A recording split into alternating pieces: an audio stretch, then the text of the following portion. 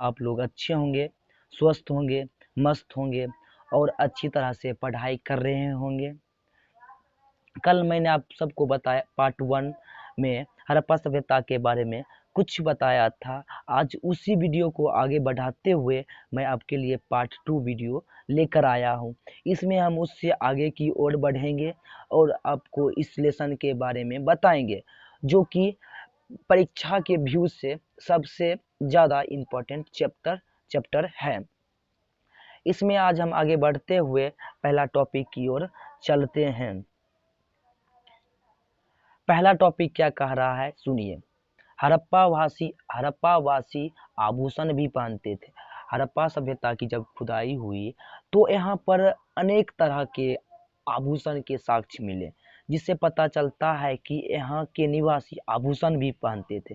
जिस तरह आज वर्तमान समय में औरत लोग आभूषण पहनते हैं, आज से हजारों वर्ष पहले हड़प्पा सभ्यता में स्त्री एवं पुरुष दोनों ही आभूषण पहनते थे। तो चलिए जानते हैं क्या है। हड़प्पावासी को आभूषण पहनने का बहुत शौक था। हड़प्पा सभ्यता के जितने भी निवासी थे उन्हें आभूषण पहनने का बहुत ही अधिक शौक था। यहाँ पर स्त्री और पुरुष दोनों ही आभूषण पहनते थे। यहाँ पर स्त्री और पुरुष दोनों ही आभूषण पहनते थे। जो लोग अमीर होते थे वे सोने, चांदी और हाथी के दांत बने आभूषण पहनते थे, और वही जो लोग गरीब होते थे वे पकी हुई मिट्टी, हड्डियां तथा तांबे के बने आभूषण पहनते थे। तो कहने का तात्पर्य है कि जो लोग अमीर होते थे वे सोने, चांदी और हाथी के दांत के आभूषण पहनते थे, यानी अमीर लोग महंगे महंगे आभूषण पहनते थे। लेकिन जो गरीब लोग होते थे वे पकी हुई मिट्टी, हड्डी, तांबे यानी सस्ते सस्ते आभूषण पहनते थे। ये टॉपिक उतना इम्पोर्टेंट नहीं है, इसे नहीं भी पढ़ेंगे तो कोई बात नहीं, लेकिन एक बार जरूर याद कर लीजिए। चलते हैं आगे की ओर। एक बार आप जान लीजिए, आप मेरे व्हाट्सएप चैनल से जुड़ जाइए। मैं आपको यह सब पीडीएफ आपको व्हाट्सएप चैनल पर या टेलीग्राम चैनल पर जुड़ जाइए, वहाँ पर आपको हम उपलब्ध करा देंगे। तो आप वहाँ से इसको नोट्स में उतार लीजिए। एक बार अगर इस वीडियो को देख रहे हैं तो अभी याद आपको हो जाएगा, लेकिन 2-3 दिन बाद फिर भूल जाएंगे। इसीलिए आप इसको अपने कॉपी में ज़रूर नोट कर ले, ताकि आप इसको बार बार रिवीजन करते रहें। बार बार रिवीजन करने के बाद आप इसको कभी भी नहीं भूलेंगे। और ये सिर्फ 12th के लिए नहीं, आगे कंपटीशन में भी आपको तैयारी में बहुत ही अधिक मदद करेगी। अगला टॉपिक क्या कह रहा है, सुनिए। हड़प्पा सभ्यता में निम्न जानवरों की हड्डी मिली है। हड़प्पा सभ्यता में निम्न जानवरों की हड्डी मिली है। जब हड़प्पा सभ्यता की खुदाई की गई तो उसमें कई जानवरों की हड्डी का साक्ष्य मिला है, जिससे जो पुरातात्विद हैं वे हड़प्पा सभ्यता के बारे में बताते हैं कि हड़प्पावासी मवेशी, भेड़, बकरी, भैंस तथा सुअर को पालते थे, जिससे जब इसकी खुदाई की गई तो यहाँ पर सुअर की हड्डी मिली थी। था तो थोड़ा वीडियो पुश करना पड़ा, लेकिन हम फिर आगे की ओर चलते हैं। तो प्राणी वैज्ञानिकों के अनुसार यहाँ के लोग ये जानवर को पालते थे। जब खुदाई में मवेशी, भेड़, बकरी, भैंस तथा सुअर की हड्डी मिली तो प्राणी वैज्ञानिकों ने कहा कि ये जो हड़प्पावासी थे वे इस जानवर को पालते थे। उसके बाद जंगली प्रजातियों में ब्राह, जिसे हम सुअर कहते हैं, और हिरन तथा पक्षियों की हड्डी, घड़ियाल की हड्डी और मछली की हड्डी मिली है। हड़प्पा सभ्यता में जंगली प्रजाति में ब्राह, जिसे सुअर भी कहते हैं, हिरन आते थे, और खुदाई में पक्षी की भी हड्डी मिली है, और घड़ियाल की हड्डी भी मिली और मछली की हड्डी मिली है। मछली की हड्डी मिलने के बाद पता चलता है कि हड़प्पावासी मांस मछली भी खाते थे। आगे की ओर हम बढ़ते हैं। सिंचाई के प्रमुख स्रोत। हड़प्पा वासी अपने खेतों को किस तरह सिंचाई करते थे, क्या स्रोत था सिंचाई करने का, तो हम जानते हैं। गहरे कुआं जलाशय के माध्यम से हड़प्पा वासी सिंचाई करते थे। जब हड़प्पा सभ्यता की खुदाई की गई तो खुदाई में गहरे कुआं एवं जलाशय का पता चला, जिससे पता चलता है कि हड़प्पा वासी इस कुआं और जलाशय से सिंचाई करते थे। और खुदाई में हल तथा हल और बैलों के द्वारा जोते गए खेत का साक्ष्य मिला है तथा फसल काटने के लिए पत्थर के हंसियों यानी हसुआ का इस्तेमाल किया जाता है। आप सबको अगर आप गांव से होंगे तो आपको पता होगा कि हसुआ किस तरह होता है और हसुआ किसे कहते हैं। हसुआ ऐसे होता है और इस तरह ये अथी होता है पकड़ने वाला, और इससे फसल काटा जाता है। हम आपको बताए होंगे कि हड़प्पा सभ्यता में लोहा का खोज नहीं किया गया हुआ था, इसीलिए हड़प्पा वासी फसल को काटने में पत्थर का प्रयोग करते थे, क्योंकि लोहा का खोज नहीं हुआ था। आगे बढ़ते हैं। आगे क्या कह रहा है सुनिए। हड़प्पा सभ्यता की फसल। जब हड़प्पा सभ्यता की खुदाई की गई तो उसमें कई फसलों के बीज का साक्ष्य मिला है, जिससे पता चलता है कि हड़प्पा सभ्यता किस तरह की फसल उगाते थे। तो जानिए, हड़प्पा सभ्यता चावल, गेहूं, जौ गलत लिखा है बच्चों, जौ ऐसे होगा, जौ, कपास, खजूर, तरबूज, मटर और बरसी का जूस की खेती करते थे, इस तरह के फसल उगाते थे। हड़प्पा सभ्यता में सबसे पहले कपास की खेती शुरू हुई थी। हड़प्पा वासी सबसे पहले कपास की खेती करना शुरू किए थे। हड़प्पा वासी कृषि के साथ साथ बड़े पैमाने पर पशुपालन भी करते थे। हड़प्पा वासी व्यापार, कृषि के साथ साथ पशुपालन भी करते थे। चलते हैं आगे की ओर। सॉरी बच्चों, सॉरी।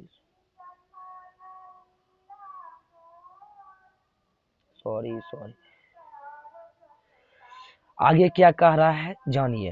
हड़प्पा सभ्यता में कृषि। हड़प्पा सभ्यता के जो निवासी थे कृषि किस तरह से करते थे, कृषि करने का क्या संसाधन है, तो उसके बारे में हम आपको बताते हैं।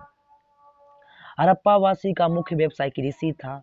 हड़प्पा वासी का मुख्य व्यवसाय कृषि था, वे कृषि करते थे। वहाँ पर ज़्यादातर लोग कृषि ही करते थे, क्योंकि सिंधु नदी का मिट्टी बहुत ही उपजाऊ था। लोग इस मिट्टी को लाकर अपने खेत में फैला देते थे और मिट्टी को उपजाऊ बनाते थे, तथा नदी से सिंचाई आसानी से हो जाती थी, इसीलिए यहाँ पर ज़्यादातर लोग कृषि ही करते थे। समझते हैं। हड़प्पा सभ्यता के निवासियों का मुख्य व्यवसाय कृषि था। वहाँ पर ज़्यादातर लोग कृषि ही करते थे, क्योंकि यह सभ्यता सिंधु नदी के किनारे बसा था और सिंधु नदी का जो मिट्टी था जो बहुत ही उपजाऊ था, इसीलिए यहाँ के जो निवासी थे उस मिट्टी को लाकर अपने खेतों में छीट देते थे, ताकि उस किसान का खेत उपजाऊ हो सके और फसल अधिक उपज सके। इसीलिए यहाँ के जो निवासी होते थे वो अधिक मात्रा में कृषि ही करते थे। आगे की ओर चलते हैं। आगे क्या कह रहा है जानिए। हड़प्पा वासी निम्न प्रकार के भोजन करते थे। हड़प्पा सभ्यता की जब खुदाई की गई तो उसमें साक्ष्य मिला कि हड़प्पा वासी जो थे किस प्रकार के भोजन करते थे, किस तरह के भोजन नहीं करते थे, तो उसके बारे में जानते हैं। हड़प्पा सभ्यता के जो निवासी थे उनका मुख्य भोजन गेहूं, चावल, जौ, फल, दूध, घी तथा साग सब्जी था। यहाँ के जो निवासी का मुख्य भोजन था वो गेहूं था, चावल था, जौ था, फल था, दूध था तथा घी और साग सब्जी था। हड़प्पा वासी इसके अलावा सुअर के मांस, भेड़ के मांस और अंडे और मछली भी खाते थे। घरों में अनाज रखने के भंडार भी मिले हैं। हड़प्पा सभ्यता जो सिंधु नदी के किनारे बसा था, जिसके चलते यहाँ की भूमि बहुत ही अधिक उपजाऊ थी और फसल अधिक मात्रा में उपजता था। इसीलिए अनाज को सुरक्षित रखने के लिए हड़प्पा सभ्यता में भंडार बनाया गया था। जिस तरह आज के किसान अपने फसल को सुरक्षित रखने के लिए गांव देहात में कोठी का इस्तेमाल करते हैं। अगर आप गांव देहात से होंगे तो आपको पता होगा कोठी किसे कहते हैं। तो उसमें अनाज को सुरक्षित रखते थे। उसी तरह हड़प्पा वासी भी अपने अनाज को अन्नागार में सुरक्षित रखते थे, जिससे पता चलता है कि उन दिनों अनाज की कमी नहीं थी। अनाज को सुरक्षित रखने चलते वहां पर अनाज की कमी कभी भी नहीं होती थी। खजूर के बीज भी प्राप्त हुए हैं। इससे पता चलता है कि वे लोग फसल खाते थे, जरूर खाते थे।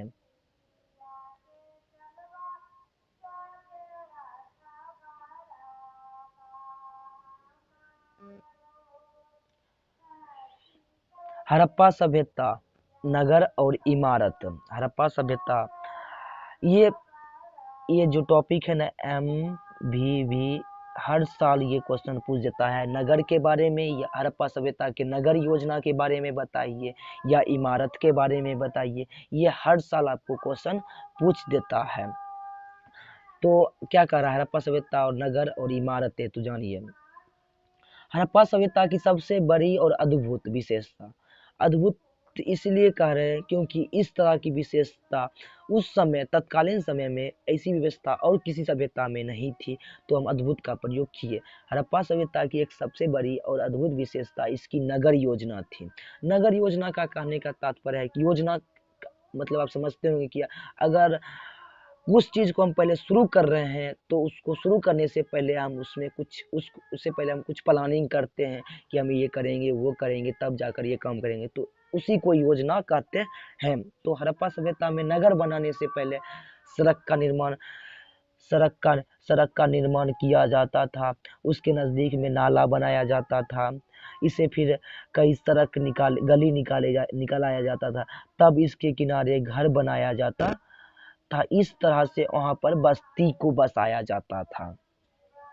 अभी तक हड़प्पा सभ्यता से संबंधित 250 से 250 से भी ज्यादा स्थलों की खोज हो चुकी है। हड़प्पा सभ्यता से संबंधित मतलब हड़प्पा सभ्यता से जो हड़प्पा सभ्यता में जो नगर था, जो गांव था, उससे संबंधित अभी तक में 250 या 250 से भी ज्यादा स्थलों की खोज हो चुकी है। आगे क्या कह रहा है जानिए। हड़प्पा सभ्यता का सबसे महत्वपूर्ण नगर योजना व वास्तुकला है। तो ये आपसे क्वेश्चन ऑब्जेक्टिव में पूछेगा कि हड़प्पा सभ्यता का सबसे महत्वपूर्ण हड़प्पा सभ्यता में सबसे महत्वपूर्ण क्या थी, तो आप बताइएगा नगर योजना व वास्तुकला। उसके बाद आगे चलते हैं, आगे चलते हैं। इनमें से 6 स्थलों को ही नगर माना जाता है। हड़प्पा सभ्यता में बहुत ही नगर था, लेकिन 6 नगर को ही सबसे ज्यादा इम्पोर्टेंट माना गया है, जो कि पहला हड़प्पा है, दूसरा मोहनजोदड़ो है, तीसरा चनहुदरो है, चौथा लोथल है, पांचवा बनावली है, छठा कालीबंगा है। इसमें सबसे ज्यादा हड़प्पा और मोहनजोदड़ो के बारे में सबसे ज्यादा क्वेश्चन पूछा जाएगा कि हड़प्पा सभ्यता की खोज कब हुई, तो आप बताइएगा 1921 ईस्वी में हुआ। किसने किया, तो दयाराम साहनी ने किया। उसके बाद और हड़प्पा सभ्यता में क्या क्या मिले हैं उसके बारे में बता दीजिएगा। क्वेश्चन अगर हड़प्पा सभ्यता के बारे में, हड़प्पा शहर के बारे में पूछा जाए। उसके बाद मोहनजोदड़ो की खोज किसने किया, तो RD बनर्जी, से राखालदास बनर्जी भी कहते हैं। उसकी खोज 1922 ईस्वी में हुआ। उसके बाद मोहनजोदड़ो को मृतकों का टीला भी कहते हैं। मोहनजोदड़ो सिंधी भाषा का शब्द है। मोहनजोदड़ो को सिंध का बाग भी कहते हैं। मोहनजोदड़ो में जो प्रमुख स्रोत साक्ष्य मिले हैं उसके बारे में बता दीजिएगा। आगे की ओर चलते हैं। इन 6 नगरों में 2 नगर हड़प्पा और मोहनजोदड़ो मशहूर था। वर्तमान में ये दोनों शहर पाकिस्तान में है। जो हड़प्पा और मोहनजोदड़ो है था हड़प्पा सभ्यता में शहर हड़प्पा और मोहनजोदड़ो, वो वर्तमान में अभी पाकिस्तान में बंटवारा के बाद पाकिस्तान में चला गया है। हड़प्पा शहर और मोहनजोदड़ो शहर के बीच की दूरी लगभग 483 किलोमीटर थी। हड़प्पा और मोहनजोदड़ो के बीच की दूरी हड़प्पा और मोहनजोदड़ो के बीच की दूरी 483 किलोमीटर थी। हड़प्पा और मोहनजोदड़ो को सिंधु घाटी सभ्यता यानी हड़प्पा सभ्यता की जुड़वा राजधानी। हड़प्पा शहर और मोहनजोदड़ो शहर इतना विकसित था कि इसको सिंधु घाटी सभ्यता का जुड़वा राजधानी भी कहा जाता था। आगे की ओर चलते हैं। अगर वीडियो आपको अच्छी लग रही है तो वीडियो को लाइक कर दें, वीडियो को शेयर करें अपने फ्रेंड का, ताकि इस वीडियो को वो भी देख सके और बोर्ड एग्जाम 2025 की तैयारी अच्छी तरह से कर सके और अच्छी मार्क्स ला सके। और चैनल को सब्सक्राइब जरूर कर दें ताकि जो भी वीडियो हम नए बनाए आपके पास सबसे पहले पहुंच सके। तो हम शुरू करते हैं। टॉपिक है हड़प्पा सभ्यता या सिंधु घाटी सभ्यता के नगर योजना। हम पढ़ेंगे हड़प्पा सभ्यता या सिंधु घाटी सभ्यता। हड़प्पा सभ्यता और सिंधु घाटी सभ्यता के बारे में हम कल बताए थे कि हड़प्पा सभ्यता को सिंधु घाटी सभ्यता क्यों कहते हैं। तो हड़प्पा सभ्यता जो है सिंधु नदी के किनारे बसा था, इसीलिए इसे सिंधु घाटी सभ्यता कहते हैं। और सिंधु घाटी सभ्यता को हमने हड़प्पा सभ्यता क्यों कहते हैं, तो हमने आपको बताया था कि सिंधु घाटी सभ्यता की खोज का साक्ष्य सर्वप्रथम हड़प्पा नामक शहर में मिला था, इसीलिए इस सभ्यता को हड़प्पा सभ्यता भी कहते हैं। तो इस सभ्यता का नगर योजना कैसी थी, तो हम आपको बताते हैं। हड़प्पा सभ्यता में सड़क और मकान बनाने से पहले उसकी पूरी योजना या कहे तो चित्र बनाया जाता था। जैसे हड़प्पा सभ्यता में अगर सड़क बनाना है तो उसके बारे में पहले योजना बनाया जाता था कि सड़क कैसे बनाना है, किस तरह बनाना है, मकान किस तरह बनाना है। तो उसको पहले चित्र बनाया जाता था, योजना बनाया जाता था, तब जाकर सड़क बनाया जाता था। मकान बनाने के लिए पक्की ईंट का इस्तेमाल किया जाता था और ईंट का आकार आयताकार होता था। हड़प्पा सभ्यता में जो ईंट होती थी पक्की ईंट होती थी, कच्ची ईंट नहीं होती, उसका इस्तेमाल किया जाता था मकान बनाने। और ईंट जिस तरह आज आयताकार होता है उसी तरह उस समय भी आयताकार होता था ईंट। आयताकार आप समझते होंगे कि आमने सामने की भुजा बराबर होती है तो उसे आयताकार कहते हैं। आगे की ओर चलते हैं। आगे क्या कर रहा है, हड़प्पा सभ्यता की नगरों की दो भागों में बांटा गया था, जिसका नाम एक का नाम दुर्गपरा और एक निचला भाग था जिसका नाम निचला शहर भी कहते हैं। हड़प्पा सभ्यता में दो नगर थे, एक दुर्ग था और एक निचला शहर था। दुर्ग छोटा शहर था, वही निचला शहर काफी बड़ा था। यह दोनों शहर का चबूतरे पर बसाया था। दुर्ग जो होता था, दुर्ग ये थोड़ा ऊंचे जगह पर बसे, मानिए ये चबूतरा है, इस पर इस पर दुर्ग बसाया जाता था। और ये निचला शहर है और इस दोनों नगर को दीवार से घेर दिया जाता था कि बाहरी आक्रमण ना हो। तो आप समझ गए होंगे दुर्ग किसे कहते हैं और निचला शहर किसे कहते हैं। हड़प्पा सभ्यता की सबसे बड़ी विशेषता यहाँ की जल निकासी प्रणाली थी। हड़प्पा सभ्यता की तो अनेक विशेषता थी, लेकिन सबसे प्रमुख विशेषता थी यहाँ की जल निकासी प्रणाली। यहाँ पर जल कैसे निकाला जाता था, तो मानिए घर है और ये गली है और ये मेन सड़क है और ये नाली है और ये नाली है। तो यहाँ से ये पानी निकलता था, ये नाली में जाता था और नाली से फिर यहाँ ये चला जाता था और ये बड़ा खाई में जाकर या समुद्र में जाकर ये गंदा पानी गिर जाता था। इस तरह थी वहाँ की जल निकासी प्रणाली।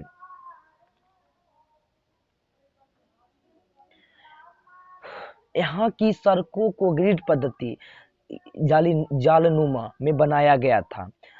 सड़क, यहाँ की जो सड़कें थी ऐसे ऐसे ऐसे ऐसे ऐसे, जैसे आप मच्छरदानी समझते हैं सेम ऐसा ही सड़क बनाया गया था, इसीलिए से यहाँ की सड़कों को जालीनुमा भी कहते हैं। और यहाँ की जो सड़क होती थी सीधी होती थी, जो दूसरे को समकोण पर काटती थी।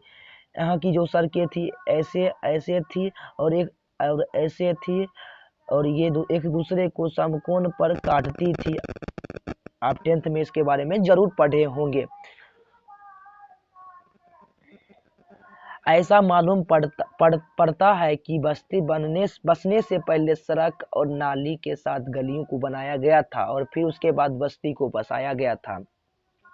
जिस तरह आज वर्तमान समय में पहले 10 घर बनाया जाता है, 10 घर बनाया जाता है तब जाकर सड़क बनाया जाता है, लेकिन आज से हजारों वर्ष पहले हड़प्पा सभ्यता में पहले सड़क बनाया जाता था, फिर नाली बनाया जाता था, फिर गली बनाया जाता था, तब जाकर गली के किनारे घर को बनाया जाता था। इस तरह थी वहाँ की नगर योजना, इस तरह वहाँ पर बस्ती को बसाया जाता था।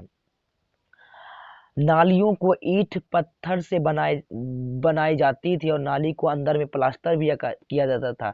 नाली को ईंट पत्थर से बनाया जाता था और इसको प्लास्टर भी किया जाता था, और इसको इसको पत्थर से ढक दिया जाता था ताकि इससे गंध ना निकले, और जगह जगह पर नरमुखे, आप अगर देखे होंगे जहाँ पर आपका चापाकल होगा तो पानी निकलने के लिए इस तरह, सॉरी बच्चों सॉरी, इस तरह का जालीनुमा बना होता है ताकि इससे पानी निकल जाए और कचरा रुक जाए, उसके बाद हम बाद में इससे कचरा निकाल दें जिससे हमारा नाली गंदा ना हो।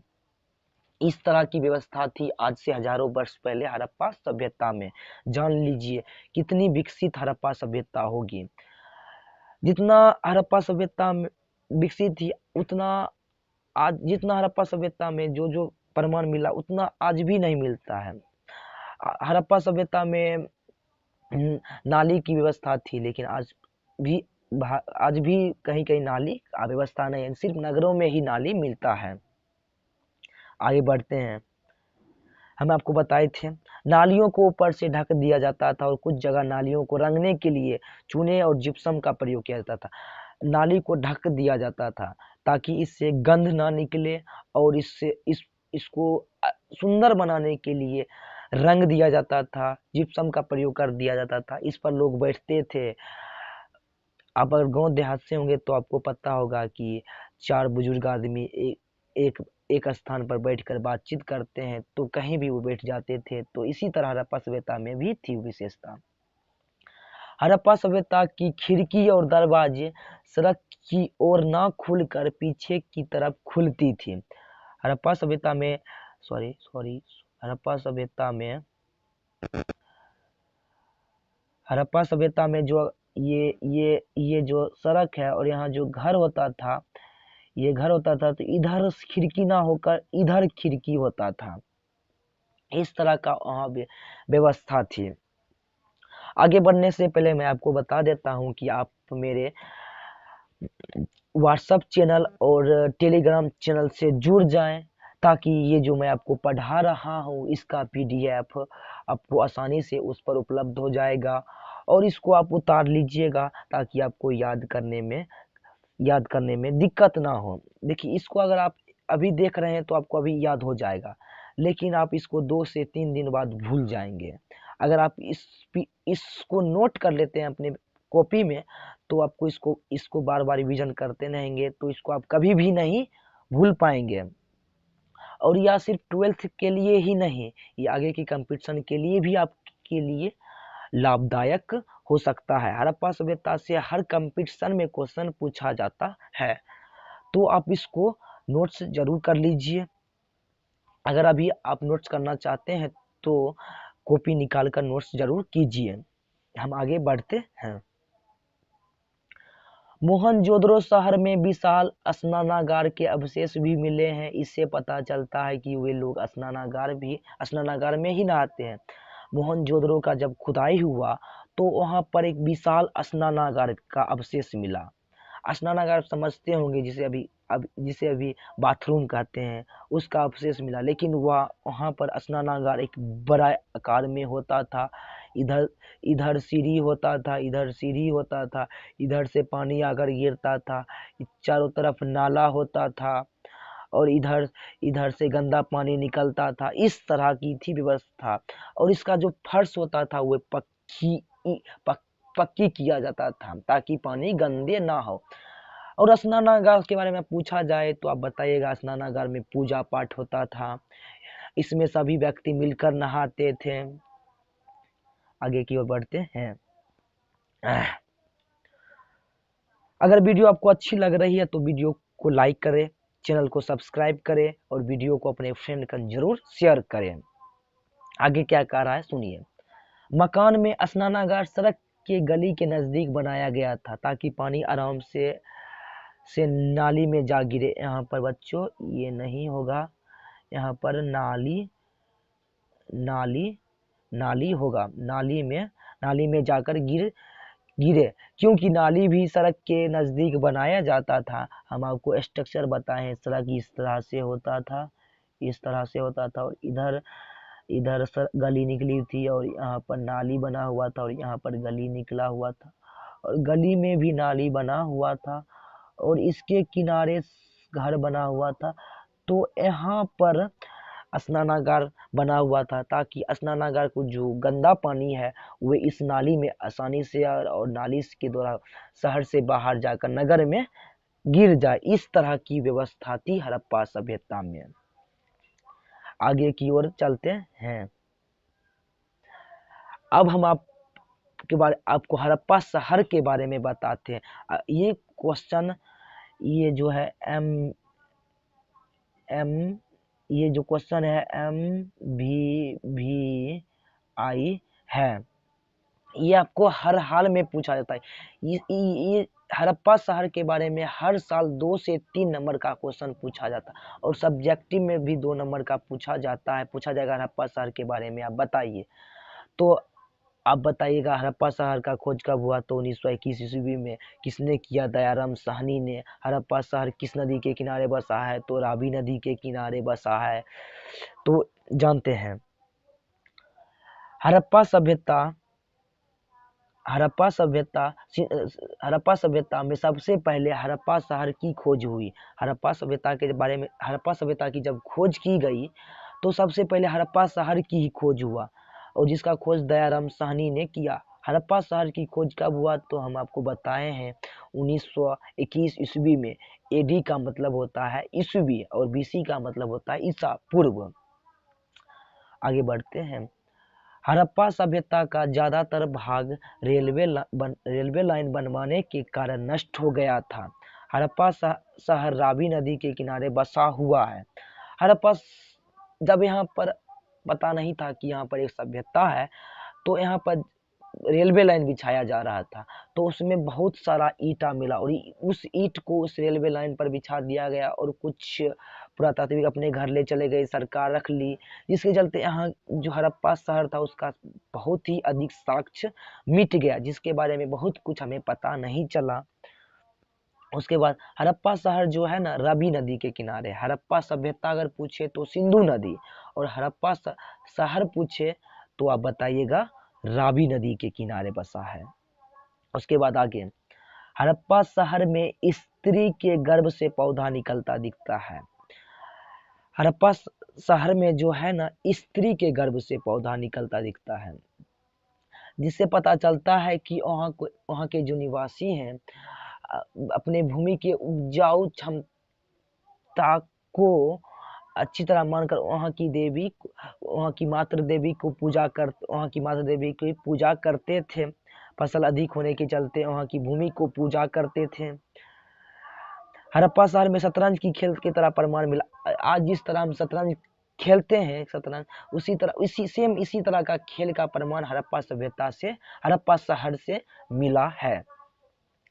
आगे की ओर चलते हैं। आगे क्या है? मोहनजोदड़ो शहर पूछा जाएगा। मोहनजोदड़ो का खोज कब हुआ? तो आप बताइएगा 1922 ईस्वी में हुआ। किसने किया? तो बताइएगा आर डी बनर्जी ने मोहनजोदड़ो का खोज किया था। इससे भी 2 से 3 नंबर का क्वेश्चन पूछा जाएगा और सब्जेक्टिव में भी पूछा जाएगा। मोहनजोदड़ो से आप क्या समझते हैं, तो आप बताइएगा। मोहनजोदड़ो का खोज 1922 ईस्वी में हुआ, जिसका खोज खालदास बनर्जी ने, जिसे आर डी बनर्जी भी कहते हैं।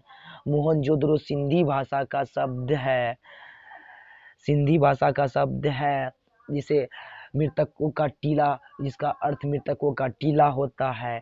मोहनजोदड़ो को सिंध का बाग भी कहता है। इसके बारे में आप लिख दीजिए जब मोहनजोदड़ो के बारे में पूछा जाए तो। आइए समझते हैं क्या लिखा गया है। मोहनजोदड़ो का मतलब है मृतकों का टीला। आर डी बनर्जी ने 1922 ईस्वी में मोहनजोदड़ो शहर की खोज की। हम आपको बताए थे मोहनजोदड़ो का मतलब क्या होता है। मोहनजोदड़ो सिंधी भाषा का शब्द है, जिसका मतलब होता है मृतकों का टीला। इसको मृतकों का टीला इसलिए कहते हैं क्योंकि यहाँ पर कई कब्रिस्तान का साक्ष्य मिला है, जिसके चलते इसे मृतकों का टीला भी कहते हैं। इसका खोज किसने किया, तो आर डी बनर्जी ने। कब किया, तो 1922 ईस्वी में। मोहनजोदड़ो शहर की खोज की गई 1922 ईस्वी में। सिंधु सभ्यता की सबसे प्रसिद्ध शहर मोहनजोदड़ो है। हड़प्पा सभ्यता का सबसे बड़ा नगर मोहनजोदड़ो है। मोहनजोदड़ो शहर में सूती कपड़े के प्रमाण मिले हैं। मोहनजोदड़ो सिंधु नदी के किनारे बसा हुआ है।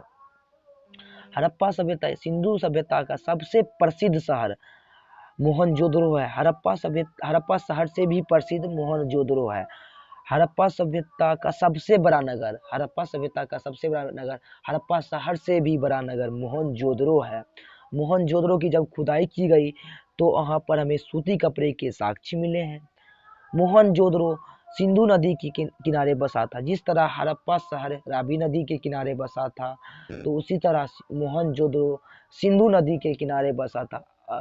आपसे पूछा जाएगा कि हड़प्पा सभ्यता किस नदी के किनारे बसा था, तो या सिंधु नदी के किनारे बसा था। आगे की ओर चलते हैं। मोहनजोदड़ो सिंधी भाषा का शब्द है। सिंधु सभ्यता में नृत्य की मूर्ति मोहनजोदड़ो से मिली है। मोहनजोदड़ो किस भाषा का शब्द है, तो मैंने आपको बताया था सिंधी भाषा का शब्द है, जिसका अर्थ मृतकों का टीला होता है। सिंधु सभ्यता में जब खुदाई की गई तो यहाँ पर एक नृत्य करती मूर्ति मिला है, जिससे पता चलता है कि यहाँ के वासी किसी देवी को पूजा करते थे, या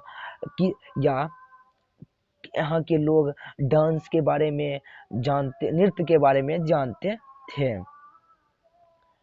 सिंधु घाटी सभ्यता में मोहनजोदड़ो शहर को सिंध का बाग कहा जाता है। सिंधु घाटी सभ्यता में विशाल स्नानागार के अवशेष मोहनजोदड़ो से प्राप्त हुए हैं।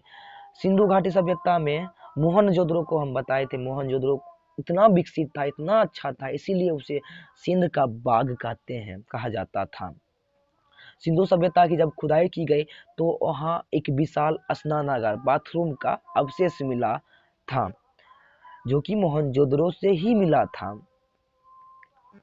ठीक है बच्चों, आज इतना ही रहने देते हैं, फिर हम कल नेक्स्ट पार्ट लेकर आएंगे। इसका एक और पार्ट या दो पार्ट और बनेगा। उसके बाद यह लेसन खत्म हो जाएगा। उसके बाद हम सब्जेक्टिव करेंगे, उसके बाद ऑब्जेक्टिव करेंगे, तब हम पॉलिटिकल साइंस या ज्योग्राफी की ओर चलेंगे। आज इतना ही रहने देते हैं। आपसे थोड़ा रिवाइज करवा देते हैं। हड़प्पा सभ्यता की खोज कब हुई, तो बताइएगा 1921 ईस्वी में। किसने किया, तो बताइएगा दयाराम साहनी ने किया था। उसके बाद पूछा जाएगा मोहनजोदड़ो का खोज कब हुआ, तो 1922 ईस्वी में हुआ। किसने किया, आर डी बनर्जी ने किया। इसके बारे में पूछा जाएगा। और पूछा जाएगा सिंध का बाग किसे कहा जाता है, तो आप बताइएगा मोहनजोदड़ो को कहा जाता है। पूछा जाएगा नृत्य करती मूर्ति कहाँ से मिली, तो मोहनजोदड़ो से मिला। उसके बाद पूछा जाएगा मृतकों का टीला किसे कहते हैं, तो मोहनजोदड़ो को कहते हैं। ये सब पूछा जाएगा, इसको आप जरूर नोट्स कर लीजिए ताकि आप इसको कभी ना भूलें। उसके बाद हम आपको, अगर आप ये अच्छी तरह से वीडियो देख लेते हैं तो आपको ऑब्जेक्टिव या सब्जेक्टिव बनाने में उतना परेशानी नहीं होगा। अगर अगर आप पार्ट 1 नहीं देखे हैं तो पार्ट 1 पहले देख लें, तब पार्ट 2 देखें, ताकि आपको यह लेसन अच्छी तरह से समझ आएगी। नहीं तो अगर आप पार्ट 2 देखेंगे पहले तो आपको यह लेसन अच्छी तरह से समझ नहीं आएगी। इसीलिए आप इस पार्ट 1 को जरूर देखिए। हम पार्ट 1 का लिंक डिस्क्रिप्शन में दे देंगे। ठीक है, आज इतना ही रहने देते हैं, हम कल पार्ट 3 लेकर आएंगे। ठीक है बच्चों, बाय बाय, टाटा। और जाने से पहले बस चैनल को लाइक कर दीजिए और शेयर कर दीजिए और चैनल को सब्सक्राइब जरूर कर दें। ठीक है, bye bye, tata, see you, कल मिलते हैं बच्चों।